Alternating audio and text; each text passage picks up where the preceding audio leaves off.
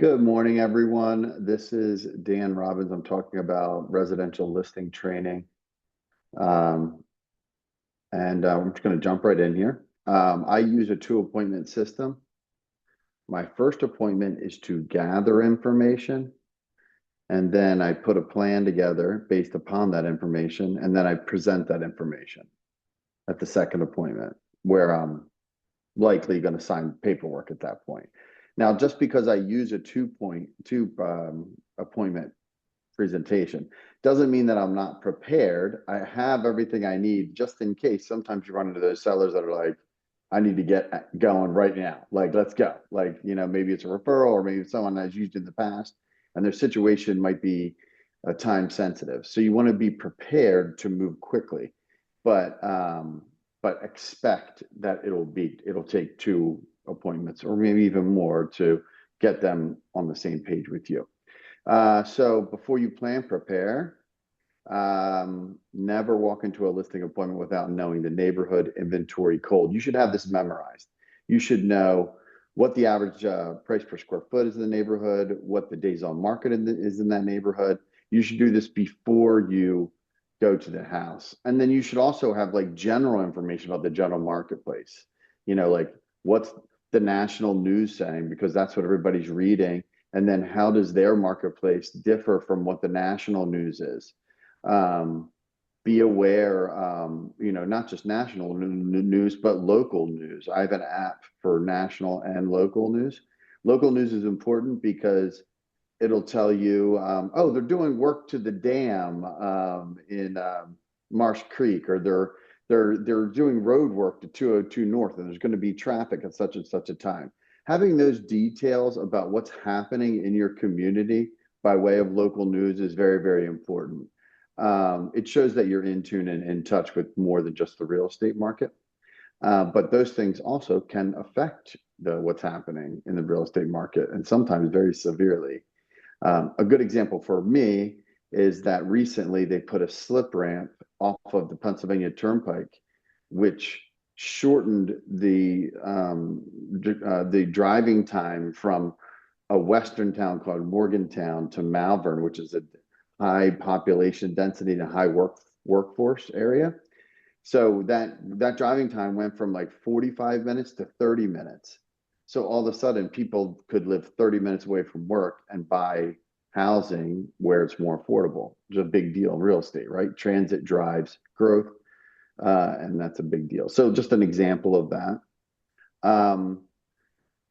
For the national and state, you want more like general macro information, but then when you get down to the county in Pennsylvania, we're a Commonwealth, so we have counties and municipalities. This will differ state to state, but you'll get the sense of what I'm saying. Be prepared to have details on days on market, absorption rate versus current inventory, average sale price and average price per square foot, average sale price versus original list price percentage. In my area, that's been over 100% because on average, homes are selling for more than what they're listed for. I keep a very close eye on that as like a kind of like a bellwether as to what might be happening next in our current market. And then you want to drill down even further from county, school district, the same. The average days on market, absorption rate, current inventory, average sale price versus average price per square foot, not verse, but and average sale price versus original list price percentage. By the way, this is being recorded and you guys are going to get sent. I'll send this outline to Kristen so she can send it out.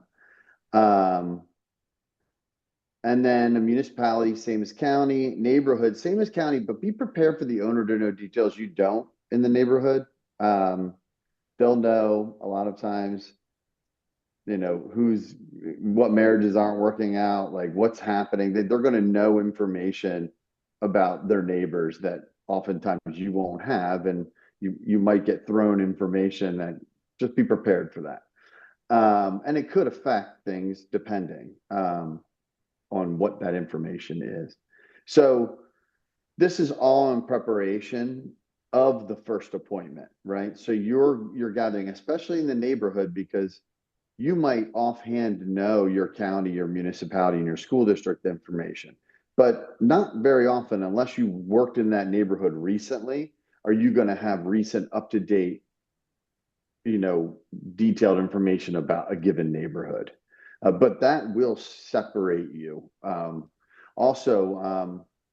well, we'll get there. Does anybody have any questions about the preparing component here? One thing I would ask is raise your hand if you don't know how to calculate absorption rates. Does anyone not know how to calculate absorption rates? Told a million times, I'm still pretty bad at it. Okay, so it's very simple math, okay? You take an absorption rate, you can do in any kind of housing. Like if you want to get something general, you could do, I usually exclude new construction. New construction throws your needle off mark. So every time I pull stats out of my multiple listing system, I exclude new construction. Unless I'm talking to a builder about land, then I'm only looking at new construction, right? But when you're listing a house, most likely you're reselling. I mean, 99 times out of 100, you're reselling a house that already sold. New construction is kind of a different animal, which we could get into in another training. But absorption rates are taking the resales in any given type of housing or any given location and saying how many units have sold over the last year, and then dividing that by 12, and then saying, okay, on average, the absorption rate for this type of product in this location is X amount per month. Right? That would be the absorption rate. So it's important because when you have the absorption rate and then you take the current inventory, you can find out how long the inventory is in a given area, right? So let's say in the Westchester Area School District, there's on average 56 sales per month, okay, in Westchester Area School District, which is where I am. And there's 120 houses, resale houses currently on the market. Then generally speaking, you can say, well, there's 2 months of inventory on the market. Okay. Which for a seller, that's very important. They want to know, like, what's my average days on market? What can I expect here? Should I expect to sell quickly, or should I be prepared for a longer term on market? And depending on what marketplace you're talking about, they could be very different answers. You know, in my school district right here, I mean, if you're on the market longer than 7 days, it's starting to get a little bit uncomfortable, you know, whereas the next school district over a couple of weeks is really nothing, and you might not even having any price changes within the first couple of weeks. Okay, so you have to know how to approach it and what you should be speaking to and differentiating from, because sellers are going to have information in a couple of different ways. Number one, they're going to be nervous because they're hearing about high interest rates and there's a war going on, and what's the national dialogue happening, right? And they might have a friend who's a cousin who's an agent, or someone that lives in the area that just sold and they had 10 offers on their house, right? And they're saying, oh, whoa, this person had 10 offers on their house, so I'm expecting to sell quickly. So you need to understand that going in to this first appointment. Oh, well, that's right. They did have a multiple offer situation. And let me tell you why. Because they underlisted the average price per square foot by X amount. And I don't know if they did it intentionally or not, but that led to a bunch of different offers. You follow me? Like, you should already have that answer in your first appointment when you're going to it. You should know, especially in the neighborhood, what happened with those specific properties, and even call agents and say, hey, I saw you sold that property last year. What was the experience like? Did it go crazy? Did you expect it to go crazy? Like, try to gather more information on the neighborhood. It's very, very important. As you go, obviously you prepare all this information. I go to my first appointment, I don't bring anything. Well, that's not true. I bring stuff because I'm prepared to sign right away, but I'm not expecting to use any of that stuff. Sometimes I'll leave my briefcase in the car. I usually just walk in there with my cell phone because I take notes on my phone. Um, uh, Larry Kendall, who's the writer of Ninja Selling, will tell you to use the power of the pad and go in there and take notes. It's very, very important to listen, ask questions, listen, and take notes at that first appointment. You are on an information gathering mission. You're not there to say how great you are, how awesome you are. You're there to get to know the client, to build trust and rapport with the homeowner, and, you know, take your shoes off always, smile always, normal sales stuff, and then use the forward questions to get to know more than just about the home, but about them. You know, how many times do you have homeowners that they've raised their kids there, they've lived there for 20 plus years, and they've raised multiple kids in this house? You know, there's a lot of sentimental value happening. To be in tune with that is very, very important, okay? Because as I say at the top here, people want to work with the person they like the most, but only if that person is competent, right? So you want to have a balance of likability and professionalism. It is the best bet to win the day here. So your first appointment, your fact finding, your listening, that in and of itself will build trust and rapport. Use the forward questions, find common points of interest and experience, just like you would in a normal conversation with someone that you don't know. Be curious without being intrusive to gather info about the client's needs. And what I mean by that is people have private lives, and a lot of times there could be trauma, something traumatic that happened. And you have to pick up on body language and notes. When someone becomes resistant to certain areas of information, let it go and move on to another point of information, or maybe even change directions completely, start talking about the house or something.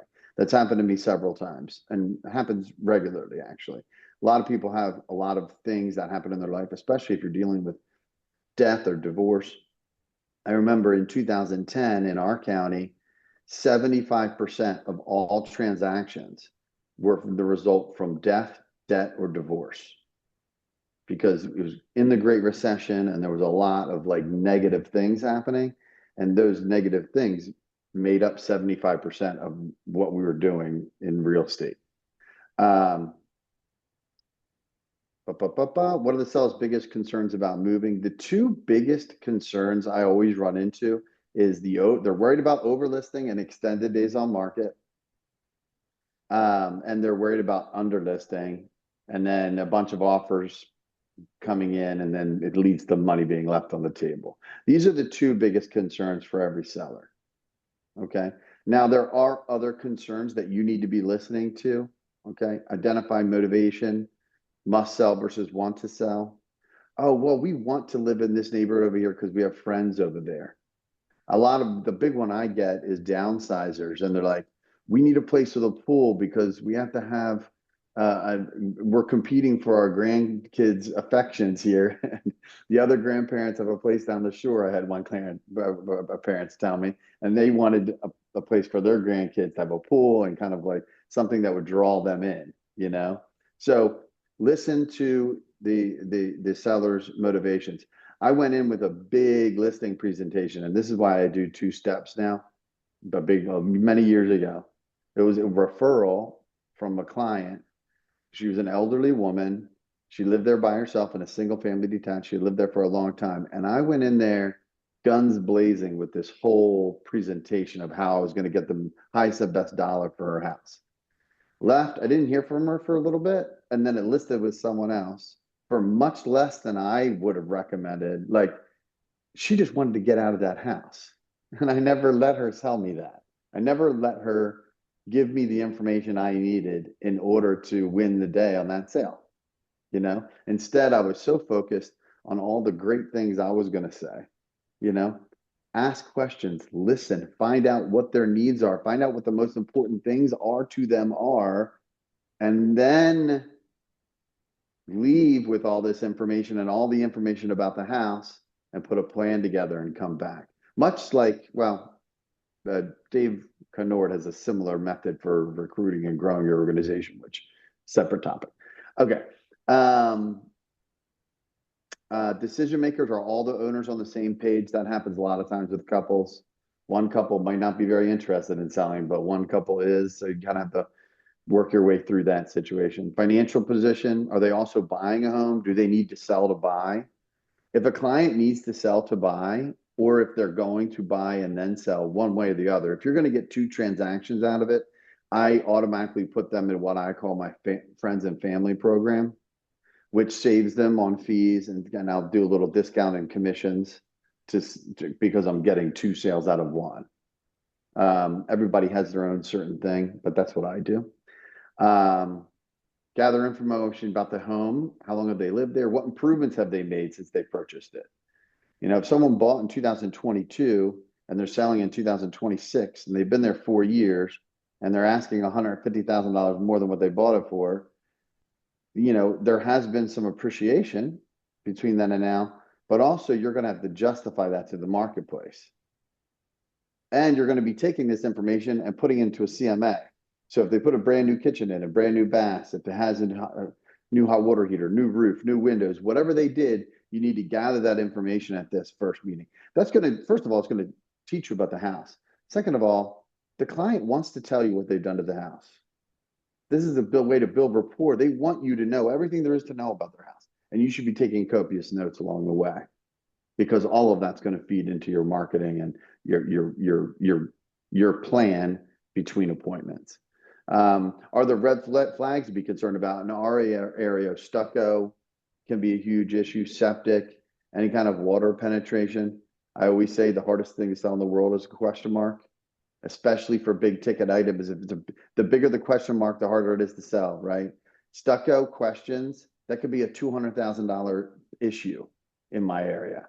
You know, that's a very difficult hurdle in the open market if it's not, if it hasn't been answered. And the way to answer those questions is by a pre-inspection. Okay, there's pros and cons to pre-inspection. I think for stucco and septic, it makes a lot of sense, because for me, the cures for those things, if there is a defect, run on a spectrum. They can be over here and modestly expensive, or they can be extremely expensive in replacement. And sometimes, you know, if a buyer inspects a house and the septic fails, they're going to want a new septic system, right? When really maybe it just needs a new tank, or maybe it just needs a new distribution box. Maybe it just needs a new component, you know? So in my mind, and I always tell my sellers this, I'm the type of person that I would want to know this information up front. You might not be that type of person, you know? And if it gets competitive and you get an offer that waives inspections, it might not even be an issue. But in my experience, market has shifted a little bit in our area. And this is the conversation I have with sellers every day, right? It shifts a little bit. So if you do have stucco or septic, I would advise you to get it pre-inspected just to see what you're dealing with. Does that make sense? So it's very market driven how you're approaching these questions. And it's not your job to make a decision for a client. Your job is to give the client information, and your job is to control the process. Their job is to make the decision, right? So if you're talking about pre-inspections, you're like, hey, pros and cons. Are you the type of person that wants to have the information and then you're going to have to disclose it, or you're going to have to mitigate it? But that's on the owner and their decision to make. And your job is to present those as options. Does that make sense? Because the big con that sellers always think of is, well, if I don't know about it now, I don't have to disclose it. If I get an inspection, then I have to disclose it. So, and then you have to drill down into your marketplace about, are buyers waiving inspections or are they not? In my experience, even in a hot market, stucco and septic usually get inspected in my marketplace. And I'm going to advise my seller that, right? Even unless your house is 10 years or younger, you know, septic and stucco are going to be points of and sticking points for buyers. Okay, between appointments, take all the notes on the home and build a CMA, right? Comparable market analysis. A lot of people will tell you to build the CMA before your first appointment. I don't know how you do that. You haven't seen the house yet. If the house is built in 1970 and the kitchen hasn't been remodeled, how am I going to put value on that? Right? It's impossible. So you need to go find out what you're dealing with before you build a CMA, in my opinion. Now you might have a range, like there's going to be a range, and you can easily get that. Zillow will give you a range, and you can do a quick, like rough, I would call it like a first blush CMA, where you just say, okay, this type of house is sold for this. What am I dealing with in this school district? And find out single family detached between 25 to 103,000 square feet, built like in this general time frame. And then it'll come up with like a list of sales, the one line sales, and my multiple list, it comes up one line. And you can say, okay, so their bottom line's like 600,000, but it looks they could get up into like the mid 900s if they updated it right, or if there was work done to the house over the years. So you're going to have a general idea, and I don't mind sharing that with the owner either. I'm going to be there looking at it, and we're going to, oh wow, you redid your kitchen a couple years ago. That's huge, because kitchens that don't get redone, they're usually selling this range, but with a brand new kitchen, you're up here. And we all know kitchens and primary suites. Kitchens are the number one seller of a house. Primary suites are the number two seller of the house. That's why when you walk through model homes, builders always deck out the kitchen, and they always deck out the primary suite. Number one and number two. And then details on my listing plan. This is my sweet baby listing plan right here, okay? This is taking me decades to hone in these 6 bullet points. And obviously, if you guys have any questions, you can always let me know. But the plan that you're putting together outside of these bullet points here should include all of the seller's concerns and details as to how you and your team will rise to meet those concerns, right? If the seller's concerned about all of the furniture they have in their house, you should be bringing them a solution to that. Hey, we have XYZ company that can come in and help you, and there could be a tax benefit from it, or you can donate it and they'll come pick it for free. You should be resourceful and have solutions for what the seller's concerned about. Does that make sense? If they need to sell to buy, then you should be exploring what that means and what you're going to have to put in place to have that done. Are they going to need a temporary place to live if there's no inventory in the market and they need to sell to buy? In Pennsylvania, we started running into inventory issues in like 2016. And I had my attorney draft a home purchase addendum, which actually the buyer needs to sign to give the owner time to go find a house once they're under agreement.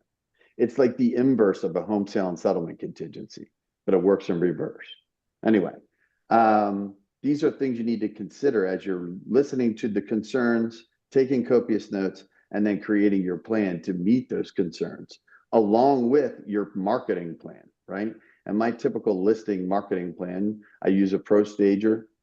Her name's Roxanne. That's the first appointment I set. From that staging appointment, and I tell my clients this, they're going to let me know when they're ready for their photo video shoot. Okay, so the staging appointment kind of dictates the timing on the professional photography / video shoot. Video is so important nowadays, and you gotta, if you're not using video, you're not doing as much business as you could be doing, and that's a stone cold fact. Then from the photography video shoot, a marketing platform is created. Sometimes we use property specific websites for that. In any case, you need to create something that you can launch on social media platforms and everything else. But before we go to the actual marketing, and after the market platform is created, we use, for us, it's a PMPD, which I have a patent pending on this process. It's a pre-market price discovery process, which exposes the home to a small amount of the marketplace and then reads the data at different price points to give us a really good, clear idea of where we can go with list price.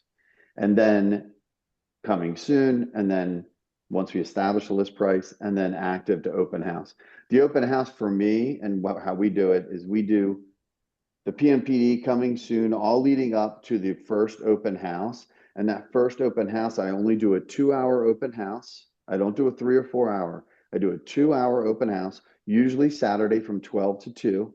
And noon on Saturday marks the first time that showings can happen. Okay.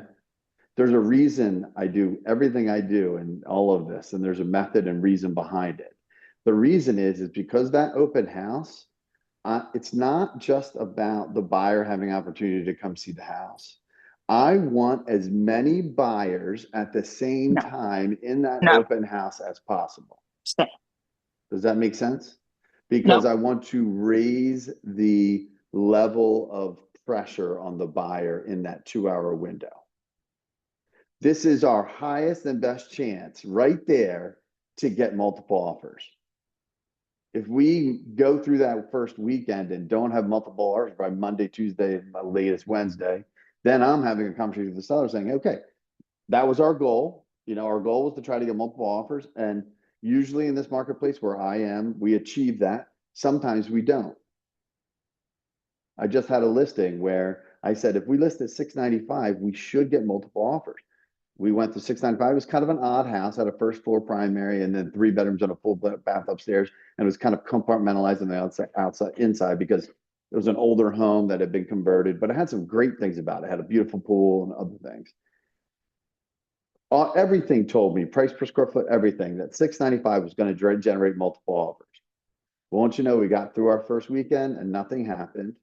I called the owner. The following weekend, Memorial Day weekend, this just happened. I said to the owner, I was like, look, we could do one of two things. We can raise to 7.25, because that's where I told you I thought we'd be once we got through multiple offers. We can do that right now, or we can go temporarily off market for the Memorial Day weekend and then go back to market at 7.25. What do you prefer? And he said, I don't want to take it off the market. Let's just go to 725. I was like, no problem. Went to 725. Showing. And now I'm thinking we just have to find the right buyer for this house. That's a primary. And we ended up finding the right buyer and went under contract and everything worked out well. But it was kind of like a little bit of a nerve-wracking situation because I thought for sure we were going to have multiples on that house. And this is the sign of a changing marketplace, right? It's shifting a little bit. So you have to be prepared for these types of things. But how odd is it to go up, right? Because we didn't get what we wanted that first round. And he ended up getting the number that he wanted and a little bit over that, which is odd.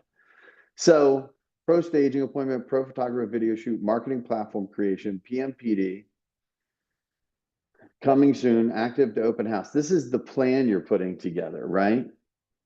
And then you're going back and presenting your CMA, suggesting the list price, and presenting your marketing and sale plan, right? You're answer any unanswered questions and sign the listing paperwork. At this point, this should have been something where like your percentage chance of getting the appointment just keep going up and up and up and up as you're having these conversations. So by the time I'm going in for my second appointment, I feel like the deal's already done. I'm not still vying for it, if that makes sense. Does anybody have any questions? And I only have like a couple minutes here, and that's why I kind of like, hopefully you guys learned a couple things through this thing. I'll make sure it goes out. I have a question. Yeah. Sure. Okay, your PMPD, I'm curious about that. What I've done instead of the coming soon is if I can talk I don't want to talk anybody into it, but say this is an option. I put it on as office exclusive at a certain price point. Look to see if we get any activity, and then we can go straight to active, but lower it so that's not incoming soon at one price point and active at another. Is your PMPD anything like that? PMPD is not public information. Okay. And it only exposes the home, and it doesn't even expose the address. It's just school district pictures and the marketing within it.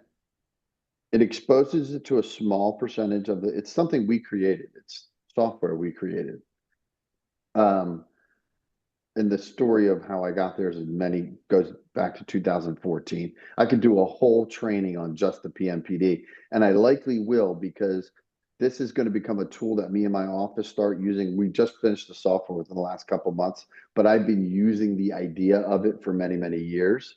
But we've managed to make it so that other people are going to be able to use it, and we're going to be able to hopefully scale it.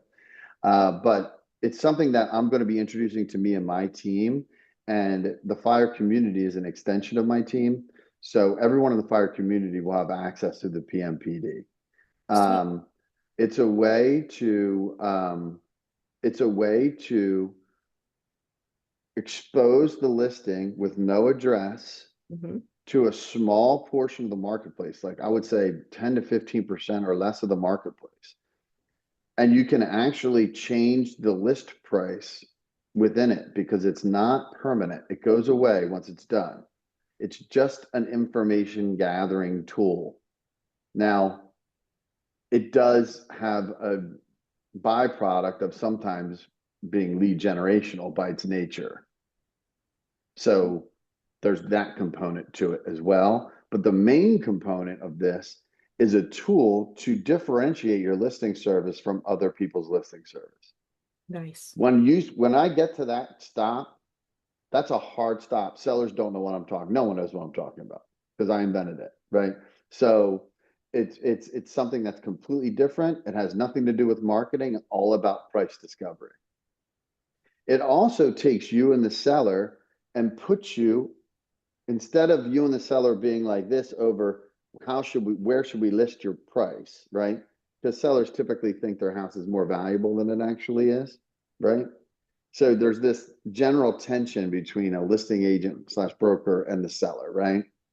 Well, this takes both of you and puts you on one side and puts data on the other side. Real tangible market data. When you do a CMA, you're looking back. The PMPD looks directly at the marketplace as it's unfolding in real time. Does that make sense? Yep.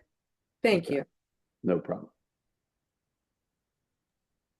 Hey Dan, I'm not sure if I have a question, but I love all this. I love your style in terms of like the first listing appointment being more like information gathering. I kind of did both ways where I'm trying to get everything signed the first time, and I realized that my style is kind of similar to yours. Just ask questions, try and get as much data. Have you like after your first appointment used like, for example, like Chat GPT and just said like talk to it basically all the notes that you did and say, hey, like can you put this in organized notes like the how long they've been in the home, basically all the information that they gave you. I know some people like the pen and pad, but I've used that in the past and to make like a very organized detail sheet that I can put into my Yeah, are you CRM. referring to Nico? I know that there's apps out there that will actually listen to your conversation and like you take notes on it. I'm thinking not like that. I haven't Okay. used that, but more of like when I just get back into my car after all Okay, the gotcha. You information put all your notes into ChatGPT. Yeah. and like And brain listen, dump I it. think that's a great use of the ChatGPT tool, right? To organize all that stuff. I haven't done that with with this type of thing, but I use ChatGPT all the time. In Yeah. fact, this training seminar, I actually used Claude for, and then pretty much erased the whole thing and rewrote it. But there were certain elements, and I was like, oh, yeah, I do that, but I don't do that. I don't do that. I don't do that. It wanted, like, it said, like, do your CMA before you see the house. I don't understand how anyone could do that. Like, you have a range, but how do you know how much a house is going to be, should be listed for until you go actually see the house? Unless you have some type of intimate knowledge of the house or property. But yeah, that's a great, like taking your notes and using any kind of AI tool like that. I think that would be really helpful, you know? Yeah. Um, I I, realized that that's a like great use. after an hour after the appointment, I tend to forget a lot of it. So I'm Well, like, as soon that's as I why get the notes are huge. I mean, I take a lot of notes and sometimes I take them on my notepad and my phone, right? Other times I'll take an actual notepad. And sometimes it depends on the difference between the two might be my own convenience, but it also might be the client themselves. Like if it's an older client, like over the age of 70, I'm more apt to bring a notepad, right. But even if they're younger than that, I'm still saying if I bring my phone, I'm taking notes. I always say it's going to look like I'm texting, but I'm taking notes because I don't want them to think I'm like farting around while they're like taking me through their most valuable asset that they have on the earth. Um, so yeah, so some clarity there. But I think, like I said, the first appointment, this is where the deal's made, right? So even in the first appointment, I might be touching on things that we do different. They might be asking me that, you know? And I'll say one of the biggest things that outside of my production, one of the biggest things that we do different is the PMPD. It's a differentiator from other people that not only aren't they using it, they couldn't even if they wanted to, you know. So in any case, I have to go now. So this is recorded. I'm going to send this over to Tristan. And then it was so great. I'm glad you guys are here.